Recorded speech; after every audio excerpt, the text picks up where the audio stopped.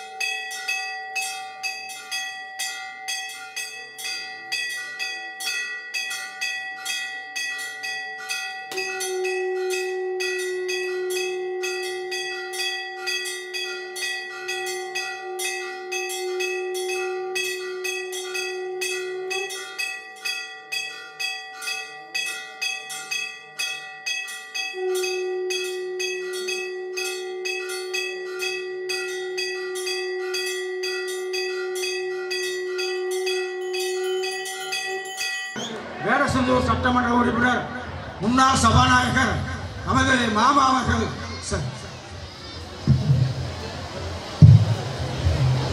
இந்த கோயிலுக்கு வெகு நாளாக இந்த வர்றதுக்கு வழியே இல்லை, குளத்துக்குள்ள வரணும் இல்லைன்னா இப்படி வரணும்.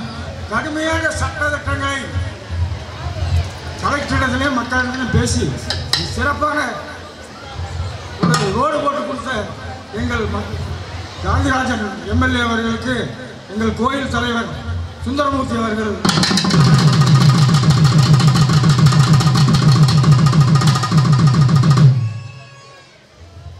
மாமா அவர்கள் 2 வார்த்தை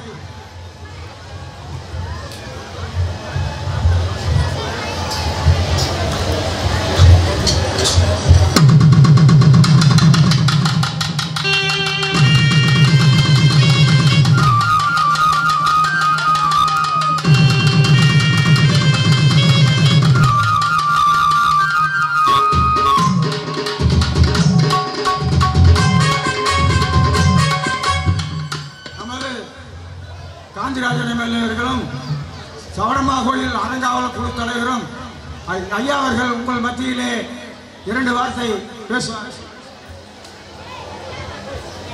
அன்பார்ந்த இந்த வீர சிக்கப்பாட்டையா வீர சிக்கம்மாள் இந்த குலதெய்வமாக கும்பிடுகின்ற அத்தனை நம்முடைய இன மக்களுக்கும் மற்றும் அவருடைய சொந்த பந்தங்கள் சுற்றத்தார்கள் சம்பந்தக்காரர்கள் அனைவருக்கும் அதேபோல் இந்த பகுதியிலிருந்து இந்த திருவிழாவை காணுவதற்காக வருகின்றிருக்கின்ற பொதுமக்கள் அனைவருக்கும் இந்த விழா குழுவினருக்கும் அனைவருக்கும் இந்த நாடக மேடையில் இருக்கிற நம்முடைய இந்த நாடக கலை நிகழ்ச்சி நடத்தி கொண்டிருக்கின்ற அவர்களுக்கு என்னுடைய பணிவார்ந்த வணக்கத்தை நான் தெரிவித்து இது 2வது சாமி கூட 2வது கும்பாபிஷேகத்தை நான் கலந்துக்கிறேன். முதல்ல வந்து ஜட்ஜி முருகேசன் ரகுபதி எல்லாம் வந்திருந்தப்ப நீதிபதிகள் வந்தப்ப நானும் வந்தேன். இப்போ ஒரு முறை வந்திருக்கிறேன். எனவே வீரசிக்கப்பாட்டை அவருடைய வீரதம்மாளுடைய இந்த இளஞ்சக்கம்மாள் இவர்களுடைய அந்த ஆசீர்வாதத்தை உங்களோடு சேர்ந்து நானும் நிறையா வாங்கிட்டு இருக்கேன். எனவே உங்களுடைய அன்பும் ஆதரவும் இந்த நேரத்தில் அம்பாளுடைய அனுகிரகத்தாலே பாட்டை அவருடைய அனுகிரகத்தாலே எல்லா நலங்களையும் பெற்று பல்லாண்டு நீங்கள் எல்லாம் வாழ்ந்திட வேண்டும். 14 செல்வங்களையும் பெற்று உங்கள் குடும்பத்தாரோடு குலதெய்வம் கும்பிடுகின்ற அத்தனை பேரோடு நீங்கள் பல 100 ஆண்டு காலம் வம்ச விருட்சமாக வாழ்ந்திட வேண்டும் என்று அந்த அம்பாளை வேண்டி வீரசிக்கு பாண்டியாவை வேண்டி இங்கே இந்த நிகழ்ச்சியை நடத்தி கொண்டிருக்கின்ற கலைக்குடி அன்பர்களுக்கு என்னுடைய பணிவார்ந்த வணக்கத்தில் விழா குழுவினர் ஒரே ஒரு ஒன்றோடு சொல்லிக்கிறேன். பொதுவான இந்த மாதிரி நாம் இதுக்கு முன்னாடி பார்த்தீங்கன்னா ஒவ்வொருத்தரும் இந்த தடுக்கு போட்டுக்கிட்டு அங்கங்கே தனியாக சமையல் பண்ணிட்டு இருப்பாங்க. வரவங்களுக்கு 4 வீடு போய் சாப்பிட்றது கஷ்டம் இந்த காலத்தில் இல்லை. அதனால பொது சாப்பாடு நான் வந்தோடனே கேட்டேன், பொது சாப்பாடு போகிறீங்களான்னு கேட்டேன். பொது சாப்பாடு தான் போடுறோம்னாங்க. ரொம்ப சந்தோஷம் அது. ஏன்னா இதில் ஏழை பணக்காரன் அவங்கன்னு வித்தியாசம் இல்லாமல் எல்லாம் ஒரே இடத்துல எல்லாருடைய பொது காசையும் வாங்கி இந்த அம்பாளுடைய அனுகிரகத்தால் அதை சாப்பிட்டு மனம் வந்து நாம் செல்லுகின்றோம். அது ஒன்று தான் நாம் செய்கின்ற பாக்கியம். அப்படித்தான் இருக்க வேண்டும். அந்த வகையில் இதற்காக நான் உங்களை எல்லாம் இந்த ஒற்றுமையான அந்த நிகழ்ச்சியை காணுகின்ற பொழுது எனக்கு பெருமையாக இருக்கிறது. நீங்கள் பல்லாண்டு வாழ வேண்டும் என்று வாழ்த்தி விடைபெறுகின்றேன். நன்றி.